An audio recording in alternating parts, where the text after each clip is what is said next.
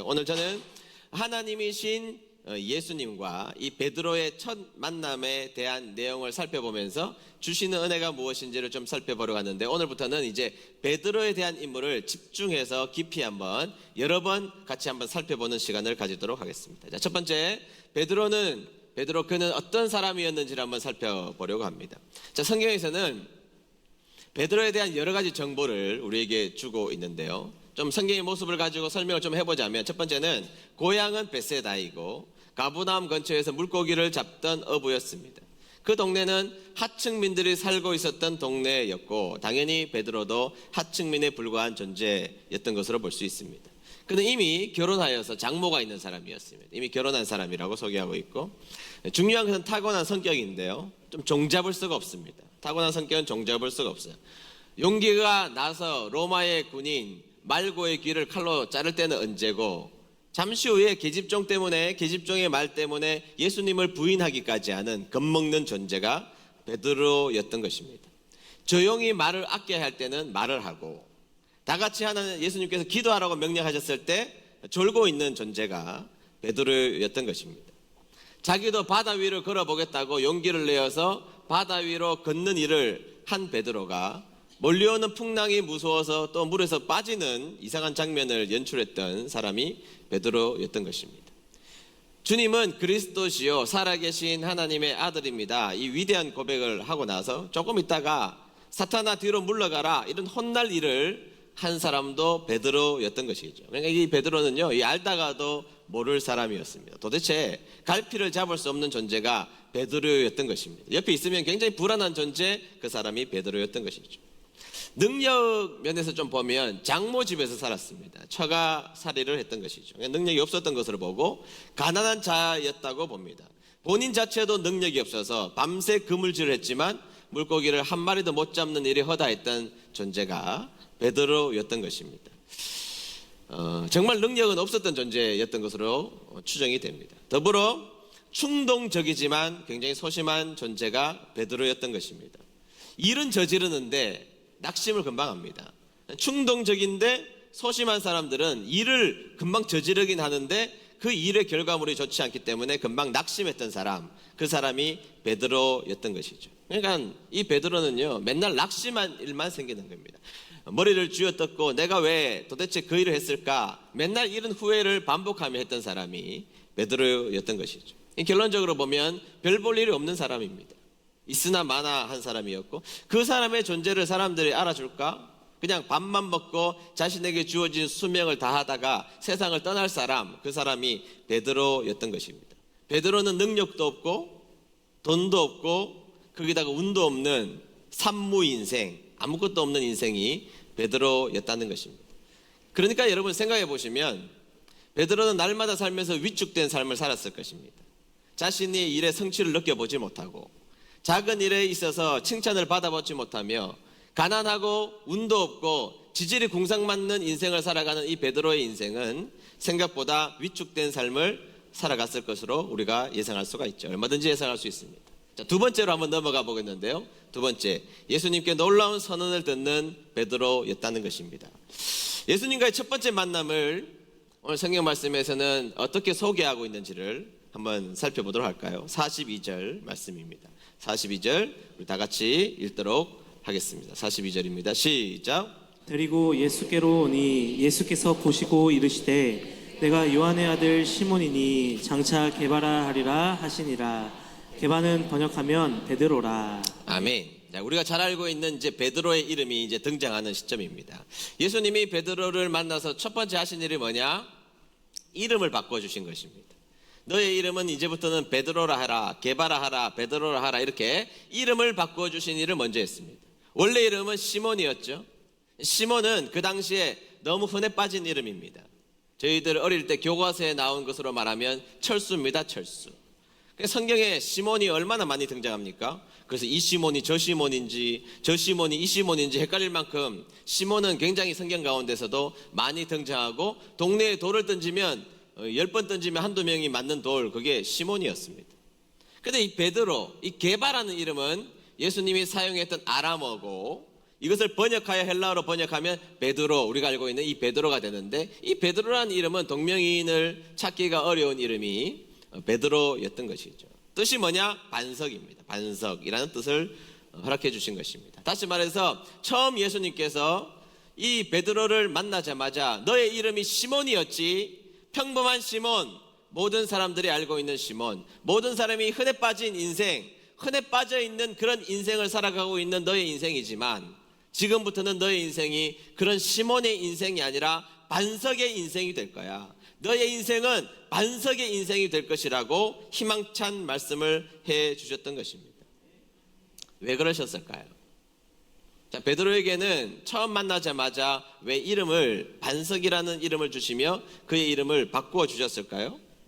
하나님은, 여러분, 하나님은 우리에게 가장 필요한 것을 지금 주시는 분이라고 저는 믿습니다. 그것이 때로는 고통과 환난일지라도, 하나님께서는 때로는 우리의 인생 가운데 어두운 그림자일지라도 그것이 오늘날 우리에게 필요한 거기 때문에 하나님은 가장 좋은 것을 주시는 분, 그분이 우리가 믿는 하나님이신 줄로 믿습니다. 네. 여러분, 필요한 걸 주시는 거죠. 하나님께서는 아브라함을 만나시고 첫 번째 하신 말씀이 뭐죠? 본토 친척 아비의 집을 떠나라고 말씀하셨어요. 이게 첫 번째 말씀입니다. 우상이 가득한 너의 집으로부터 떠나 너는 나를 섬기는 백성이 될 거야. 그게 아브라함에게는 제일 필요한 것이었기 때문에 본토 친척 아비의 집을 떠나라고 명령하셨던 것입니다. 야곱에게는 뭐라고 말씀하셨습니까? 내가 너에게 복을 줄게. 그런데 너는 좀 가만히 있어. 내가 다 할게. 좀 설치지 말래? 이렇게 말씀하셨잖아요. 그게 야곱에게는 제일 필요한 말이었기 때문입니다. 베드로에게는요, 베드로에게 중요한 것은 희망이었습니다. 우리가 첫 번째 살펴보았던 것처럼 그에게는 꿈도 없고 희망도 없고 칭찬도 없고 비전도 없는 인생을 살아갔던 존재가 베드로였던 것입니다. 그러니까 그 베드로에게 지금 절실하게 필요한 한 가지가 있다면 그것은 희망의 메시지였던 것입니다. 그래서 베드로, 너는 지금 현재 그렇고 그런 존재고 아무것도 의미 있는 인생으로 살아가기엔 부족한 존재지만, 그러나 이제부터 네가 베드로가 될 거야. 즉 반석으로 내가 만들어 줄게. 이렇게 예수님은 베드로에게 희망을 선포해 주셨다라는 것입니다. 여러분, 베드로는요, 평생을 살면서 자신에게 긍정적 메시지를 한 번도 들어보지 못한 사람입니다.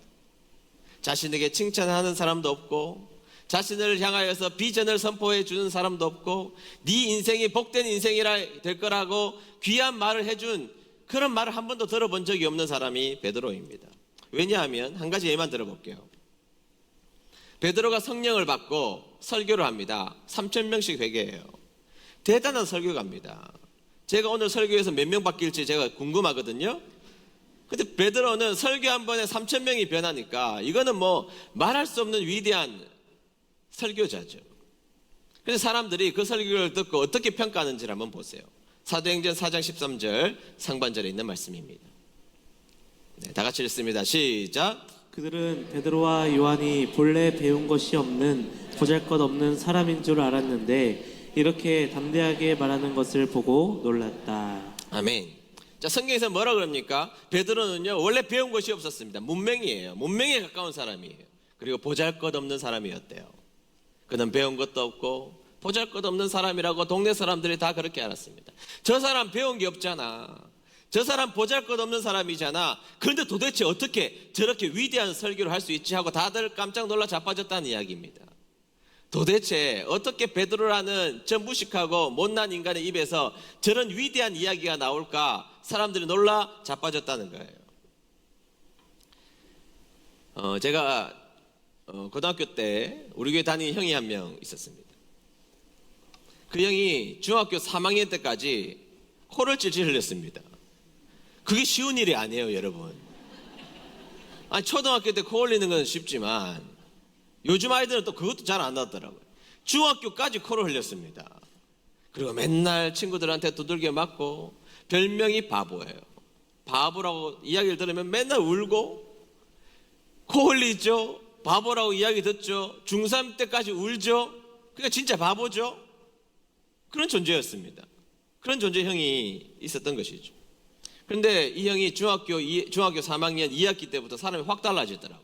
아니 그때부터 사람이 달라지는데 눈빛부터 달라지고 앉아서 공부를 하기 시작하더니 그 어렵다는 포항공대를 들어갔어요. 여러분들 집안 자식들은 다 포항공대 이상 안 가죠? 포항공대를 아무나 갑니까? 나중에는 부산에 있는 한 대학의 교수가 되신 거예요. 대단한 일이 된 거죠. 그런데 그 사이에 이런 과정을 전혀 모르는 사람들이 그 형의 소식을 전해주면 뭐라 그러는가 하면 무슨 소리야 무슨 소리, 걔 바보잖아. 아니 걔 중학교 때까지 코를 찔찔 흘리는 모습을 내가 다 봤는데 무슨 교수야 교수. 다 이런 반응입니다. 똑같은 거예요. 베드로는 도무지 그럴 존재가 아니었습니다. 보잘것없었고 배운 것이 없었고 못나기 거지없는 그 베드로가 저렇게 위대한 설교를 한다고 아무도 믿을 수가 없었던 것이죠. 그런데 예수님께서 보잘것없는 베드로에게 찾아오셔서 뭐라고 말씀하셨습니까? 너는 이제 더 이상 못난 존재 아니야. 흔해 빠진 존재가 아니야. 지나가다가 볼 수 있는 존재가 아니야. 너는 베드로 즉 반석이 될 거야. 더 이상 못난 인생으로 살지 않게 내가 해줄게. 예수님의 선언이었던 것입니다. 예수님이 그렇게 이름을 바꿔주시고 베드로라고 불러주셨던 것입니다. 토미 워커 목사님이란 분이 계시는데요. 어느 날 보육원을 방문했습니다. 그가 보육원 원장님하고 대화를 나누는데 한 여자아이가 막 오더니 자신에게 아저씨 제 이름 앤이에요 앤 하고 활짝 웃더니 너무 자신감 있게 뛰어나가더라는 거예요. 그럴 수 있잖아요.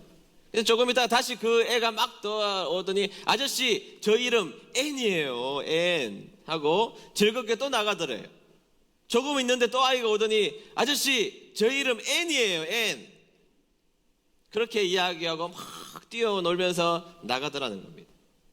원장님이 이야기를 해주시는데 이 아이가 조금 커서 왔는데 부모에게 버림받았고 이름도 없이 이곳에 왔다는 겁니다.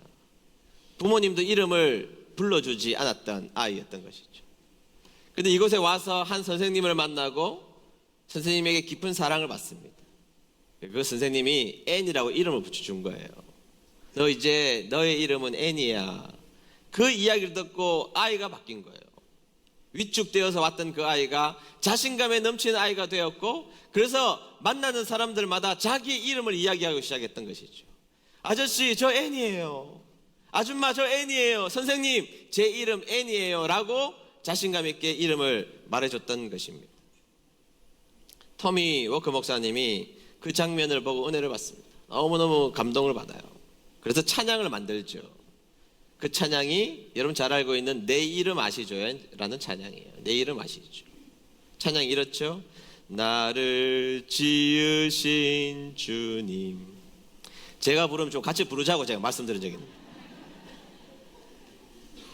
내 안에 계셔 처음부터 내 삶은 그의 손에 있었죠. 후렴이 어때요? 내 이름 아시죠. 내 모든 생각도 내 흐르는 눈물 그가 닦아주셨죠. 아멘. 나를 지으신 주님 내 안에 계셔 처음부터 내 삶은 그의 손에 있었죠. 내 이름 아시죠. 내 모든 생각도 내 눈에 흐르는 눈물 그가 닦아주셨죠. 여러분 하나님이 우리를 부르셨으면 하나님이 책임지실 줄로 믿습니다. 내 이름을 부르셨으면 하나님 다 아신다고요. 내 아픔도 아시고 내 연약함도 아시고 자존감이 낮아 있는 우리들을 아시는 그 하나님께서 남들에게 아무에게도 말할 수 없는 그 아픔을 아시는 그 하나님께서 베드로에게 말씀하신 것입니다. 베드로 너의 인생 이제부터는 시몬의 인생이 아니야. 너 그동안 어두운 그림자 속에 살았지. 너 그동안 낙심의 그림자 속에 사방이 막혀있는 그 틀 가운데 네가 살았지만 이제부터는 아니야. 너의 인생은 반석이 될 거야. 하나님이 만들어 주실 줄로 믿습니다. 마지막 세 번째, 이 놀라운 선언을 들은 그 이후에 베드로에 대해서 살펴봐야 하지 않겠습니까? 다 같이 읽어봅니다. 시작. 놀라운 선언을 들은 그 이후에 베드로. 저는 이 장면이 좀 마음이 아파요. 잘 보세요. 그는 보잘것없는 사람이었습니다. 어느 누구 자신을 인정해 주지 않았습니다. 누구도 자신을 칭찬해 주지 않았고, 어느 누구도 희망의 눈으로 눈이 반짝반짝 자신을 쳐다본 사람이 단 한 명도 없었습니다. 집에서도 무능한 남편이었고, 물고기를 잡으러 가봤자 자신은 무능한 어부에 불과했던 것입니다. 자신에게 희망이라는 것은 사치에 불과한 존재였던 것이죠. 그런데 예수님이 오셨어요. 예수님을 만났는데 예수님께서 자신에게 희망을 주셨단 말이죠.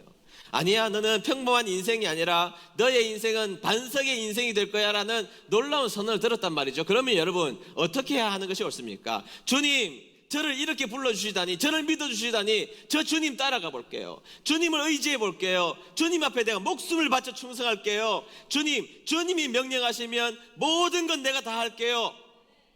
그래야 하는데, 그 말을 들은 베드로는요, 갑자기 아무런 말이 없어진 베드로가 그냥 집으로 되돌아갔습니다. 그리고 그냥 물고기 잡아요. 학자들에 따라서 그 기간이 얼마인지는 조금 차이가 있지만 길게 보는 학자는 돌아가서 1년 걸립니다.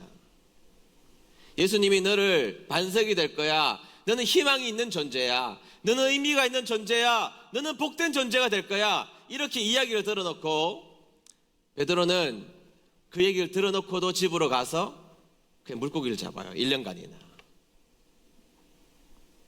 그는 충동적이고 다혈질적이고 나서기를 좋아했지만 사실은 그의 내면은 자신만 아는 것이죠.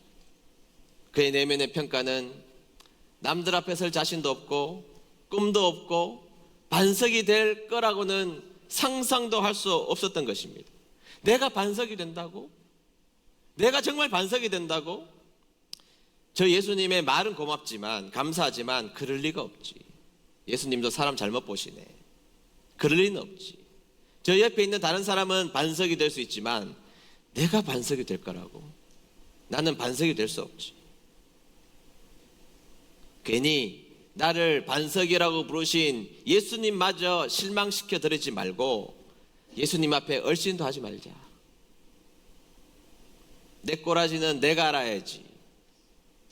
빨리 포기하고 안 들어서 셈 치고 그렇게 살아가는 게 나 하고 돌아간 겁니다. 저는 이게 마음이 아파요. 예수님이 찾아오셔서 너 깜깜하잖아. 그런데 이제 나를 만났으니 너의 인생은 희망의 인생이 될 거야. 너 그동안 어두운 그림자가 네 인생 가운데 가득했잖아. 그런데 이제 나를 만났으니 너의 인생은 위대한 반석이 될 거야. 놀라운 고백을 들었지만 자신은 그것을 이룰 자신도 없었고 힘도 없었고 너무 자존감이 낮아 있는 베드로는 그 엄청난 고백을 받아들일 수가 없어서 자신의 집으로 돌아가서 다시 물고기나 잡는 존재가 되어버리고 말았던 것입니다. 여러분, 우리도 가끔 그렇지 않습니까? 누가 나를 칭찬하면 좋죠. 그런데 당신이 나를 잘 몰라서 그래. 내가 지금 세상에서 좀 잘 나간다고? 당신이 진짜 나를 몰라서 그래. 내가 얼마나 아픈 사람인지, 내가 얼마나 상처가 많은지, 내가 얼마나 눈물과 고통이 많은지, 내가 얼마나 억지로 살아가고 있는지, 내가 얼마나 겨우겨우 살아가고 있는지 당신이 몰라서 그래. 그러나 우리 예수님 어떤 분이시죠? 우리를 죽기까지 사랑하시는 분이 우리가 믿는 하나님이신 줄로 믿습니다. 그리고 능력도 우리에게 주시는 분, 그분이 우리가 믿는 예수님이신 줄로 믿습니다. 지금 너무 창피하고 너무 자존감이 낮아서 예수님을 일시적으로 떠난 베드로 괜찮습니다. 우리 자비로우신 하나님은 그 언젠가 베드로를 반석으로 만들어 주실 것이 명확하기 때문입니다. 지금 베드로 너무 연약해서 그냥 물고기나 잡으러 돌아가야 되겠다. 나를 인정해 주셨지만 그 사람마저 실망시킬 수 없어서 집으로 돌아가는 쓸쓸한 베드로의 모습이지만 그를 붙들고 계시는 분이 우리가 믿는 하나님이시라면 하나님은 그를 반석으로 만들어 주실 거예요. 저는 이 베드로의 장면을 성경에서 연구하면서 저는 저의 모습이 보였어요. 여러분들이 저를 보면 뭐 꽤 괜찮은 좋은 교회 목사에 교수에 나름 유명해지고 뭐 외국에서도 부르고 이곳저곳에서 저를 불러가니까 되게 자신감 있겠다 우리 목사님, 되게 신나겠다 이렇게 생각하실지 모르겠지만 저는 원래 굉장히 자존감이 낮은 사람입니다. 우울하고 자존감이 너무너무 낮은 사람이에요. 제가 지금 그래요. 제가 지금도 저에게 수많은 러브콜이 올 때 제가 되게 기뻐할 것 같아요. 아니 나는 나갈 사람이 아닌데, 이 낮아진 자존감을 주님의 이름으로 끌어올리느라고 얼마나 지금도 고통스러운지 모릅니다. 그런데요, 제가 그래도 용기 내어서 나가게 된 계기, 그래도 내 인생을 용기 있게 살아가게 된 중요한 계기가 개인적 사건이 하나 있어요. 제가 신학교 다닐 때 죽을 뻔했잖아요. 정말 힘들었습니다. 하나님이 찾아오셔서 저를 치유해 주셨고 회복해 주셨어요. 그런데 목사는 돼야 되겠는데 용기가 없는 거예요. 치유는 해 주셨는데 어떻게 살아가야 될지를 모르겠어요. 도대체 내 인생을 어떻게 살아가야 될지를 아무것도 모르겠어요. 그래서 제가 성경책 하나를 들고 대전에 있는 한국침례신학대학 강당으로, 깜깜한 강당 안으로 혼자 들어갔습니다. 뭘 하려고 들어간 거 아니에요, 여러분. 기도하려고 들어간 것도 아니고 성경 읽으려고 들어간 것도 아닙니다. 그냥 어떻게 해야 될지를 모르겠으니까, 다른 데 가서 사람들 마주치기 싫으니까, 대인기피증도 있으니까, 그래가지고 강당에, 아무도 없는 깜깜한 강당에 혼자 맨 앞에 들어가서 하나님 만나주셨던 그 자리에 제가 가만히 앉아 있었던 겁니다. 가만히 앉아 있는데 뭐라도 해야 될 것 같아서 그냥 성경을 이렇게 그냥 열었습니다. 열었는데 성경에 붙어있는 찬송가, 지금은 292장인데 그 당시에는 415장입니다. 제목이 주 없이 살 수 없네라는 찬송이 제 눈앞에 펼쳐졌습니다. 펼쳐졌으니까 좀 불러봐야 되겠다는 생각이 들었습니다. 아주 힘없이 꺼져가는 촛불처럼 높낮이도 없이 제가 1절을 부르기 시작했습니다. 주 없이 살 수 없네 죄인의 구주여, 그 귀한 보배 피로 날 구속하시니 구주의 사랑으로 흘리신 보혈이 내 소망 나의 위로 내 영광 됩니다. 그런데 1절을 그렇게 불렀는데 2절을 부르는데 갑자기 좀 힘이 나기 시작했습니다. 2절을 부르기 시작했어요. 주 없이 살 수 없네 나 혼자 못서리, 힘없고 부족하며 지혜도 없으니 내 주는 나의 생명 또 나의 힘이라, 주님을 의지하여 지혜를 얻으리. 3절을 부를 때는 갑자기 어디서 힘이 났는지 이 강당 혼자 있는데 강당이 쩌렁쩌렁 울릴 만큼 제가 찬송을 부르고 있었습니다. 3절이 이렇습니다. 주 없이 살 수 없네 내 주는 아신다. 내 영의 깊은 간구 마음의 소원을 주밖에 나의 마음을 네 알아주리요. 주밖에 나의 마음을 네 알아주리요. 주님밖에 나의 마음을 네 알아주리요. 내 마음을 위로하사 평온케 하시네. 자, 여기서 무너졌어요. 주밖에 나의 마음을 네 알아주리요 막 부르는데 정말 닭똥 같은 눈물이 강당 속에 쿵쿵 떨어지는, 주밖에 나의 마음을 네 알아주리요. 그렇죠. 엄마 아빠한테도 이야기 못했고 어느 누구에게도 내 아픔을, 내 이 두려움과 이 자존감 낮은 것을 누구한테도 말을 못했으니까 주밖에 나의 마음을 네가 알아주겠습니다. 4절을 부를 때는 마침내 노래가 아니었고 절규였고 최고의 기도였고 승리의 고백이었습니다. 제가 얼마나 크게 불렀는지 부르다가 목에서 피맛이 났습니다. 피맛이 났어요. 4절의 가사가 이렇습니다. 주 없이 살 수 없네 세월은 흐르고 이 깊은 고독 속에 내 생명 끝나도 사나운 풍랑일 때 날 지켜주시고 내 곁에 계신 주님 늘 힘이 되시네. 그렇게 목에 피맛이 날 정도로 3절과 4절을 반복하여 10번 20번 부르다가 씩씩하게 자리를 박차고 일어나 당당을 씩씩하게 걸어 나갔고 지금도 살아있고 예수님이 내 편이시라고 목사가 되어서 여러분들에게 아우성치는 목사가 되어 있습니다. 저는 제 인생에 꺼져가는 심지를 수없이 느꼈습니다. 사람 때문에, 환경 때문에, 아픔 때문에, 병 때문에 꺼져가는 심지를 수없이 겪는 그 순간 주님이 저에게 너는 베드로가 될 거야 와 맞먹는 이야기를 하셨지만 저는 여전히 아팠고 여전히 고통스러웠습니다. 여전히 어떻게 해야 될지 앞길이 막막한 그 순간 주밖에 나의 마음을 네 알아주리요. 모든 것이 끝났습니다. 나는 여전히 지금도 자존감은 낮을지 모르고 여전히 내 인생에 자신감이 없는 인생일지 몰라도 주님이 저에게 기회를 주신다면 복음의 깃발을 내세우고 예수님을 증거하러 나갈 겁니다. 주님이 여러분들의 마음을 아십니다. 동서남북 사방이 막혀져서 어두운 그림자가 놓여져 있는 시몬과 같은 여러분들에게 오늘 베드로라고 말씀하신 그분이 여러분들의 주님이신 것을 믿고 의지하는, 그래서 용기 내는 주님의 귀한 백성들 되시기를 주의 이름으로 축복합니다.